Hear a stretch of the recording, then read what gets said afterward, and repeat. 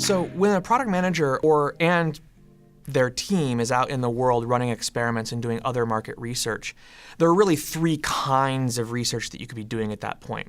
You could be doing divergent experiments, trying to generate new ideas, figure out what's going on, trying to identify problems to solve. And that's actually the key thing, is always start with the customer's problems, not your clever solution, right? Because you need to know, independent of what it is that you can build, what do these people actually care about? Where are their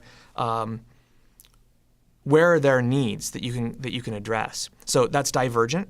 Then you can have sense making. You have some data and you're just trying to learn, well, what does this actually mean? Like, they've told me these things. What does this mean?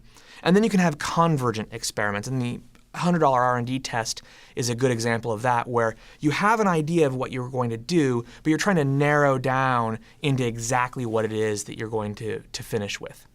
So the $100 R&D test is an example of something that you can do to actually validate some of your assumptions. Now, one of the things that you shouldn't do is just say, hey, we've got this idea, so go to a customer and say, I'm going to build this thing, would you buy it? Because everybody's going to say yes, because at that moment, there's absolutely nothing that the customer has to make a trade-off about. This is one of the problems that people have is, oh, this is something that really stinks for the customer, so they'll buy something to solve it. And then you build the thing and nobody buys it and you try to figure out why. And the problem is that it's a problem, but it's like the 12th problem on their list, and they're trying to solve much more urgent problems with the time and money they have.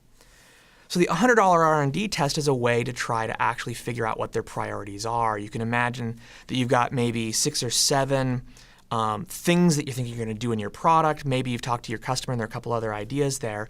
And you actually ask the customer to spread their 100 mythical R&D dollars between these different features. And you try to see how they spend it. And the idea here is that somebody may have been saying, oh, it has to do this, it has to do this, it has to do this. But when they're actually forced to make some trade-offs between what it is that they want and what it is that they need, they can actually make those trade-offs, and you can see how they do that.